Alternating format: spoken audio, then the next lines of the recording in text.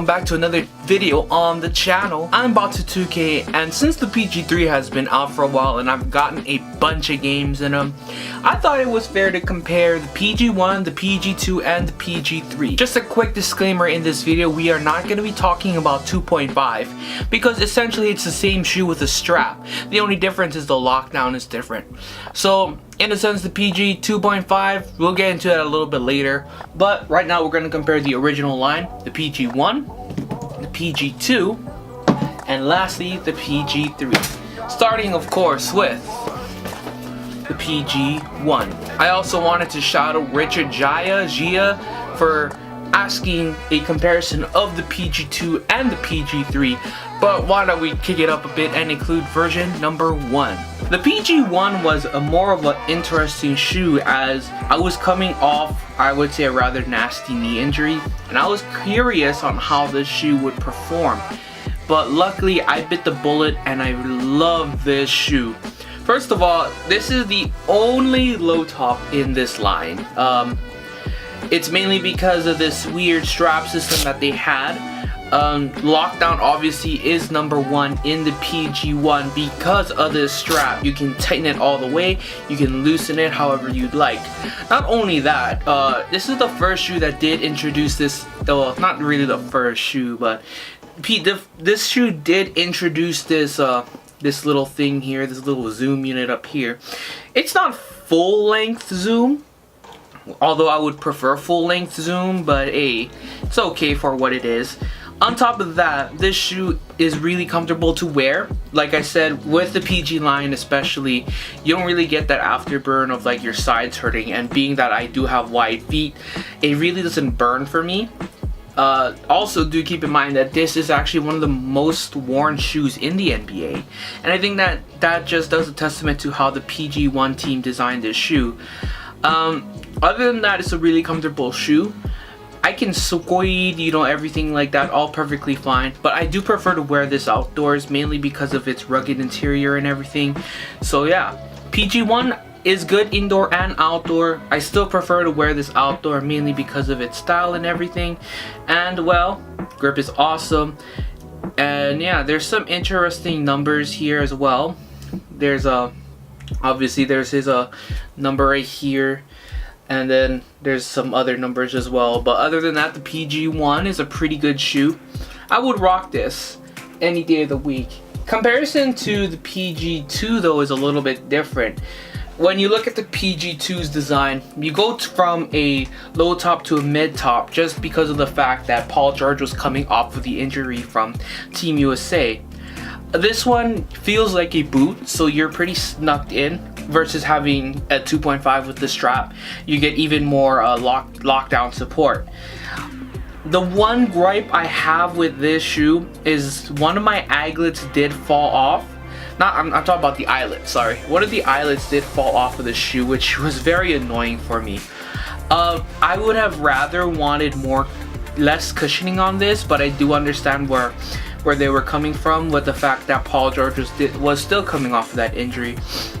Compared to the PG1 though, I prefer the PG1 over the PG2, mainly because the PG2 was a little bit too comfy too cushioned for me.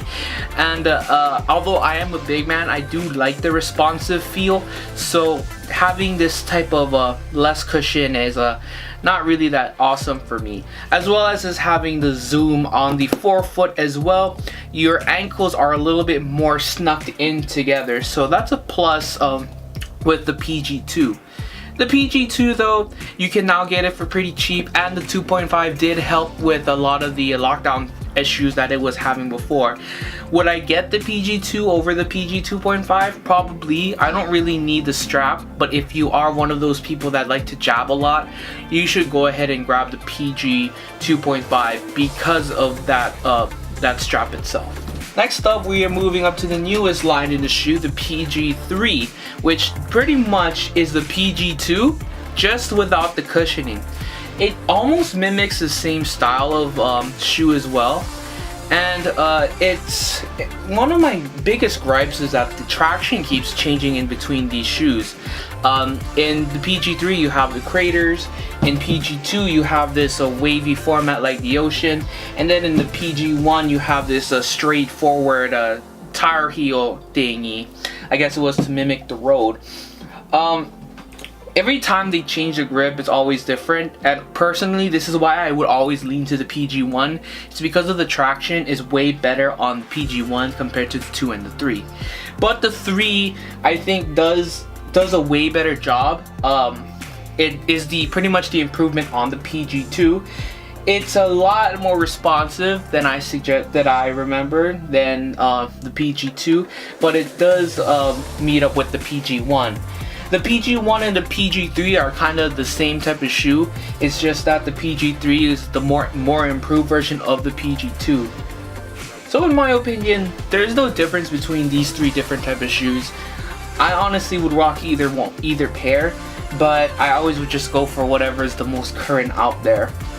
From time to time you'll see me rocking the PG1, but I do prefer to wear the PG3 mainly because of its reactiveness to the corn and everything.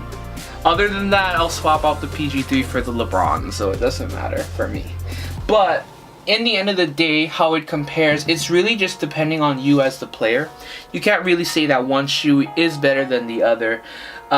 It just really depends on your style of play and everything. And for me, being a big man, I really like that responsiveness and having a higher cut. So I'll prefer either the PG3 or the PG1, just depending on where I'm playing at and everything. Most of the time people don't even see me rocking the PG2, mainly because I really don't like the PG2 in my opinion. And yeah, the PG2 is kind of off this list. I honestly would rock either the PG1 or the PG3. So that's the comparison of the PG1, the PG2, and the PG3. Let me know how you think about each shoe. Honestly, my final answer is I'm gonna rock the PG3 no matter what. I'll time to time rock the PG1 once in a while, and the PG2 can stay in its box. In a sense, I rate PG3, PG1, PG2. And it just really depends at the end of the day what type of shoe that you're looking to, what kind of player you are, and everything like that. So don't take my opinions very criticismally. It just really depends on you. Anyways, thank you guys so much for watching the video. If you guys like to see some more basketball content, go ahead and hit the subscribe button and hit the bell. Don't forget to leave a like and a comment, and then you could also appear right here like Richard did when you make a comment asking about what type of shoe you want me to take a look at next. I'm still working on the Way of Wade 7 shoes, so it should be coming out very shortly.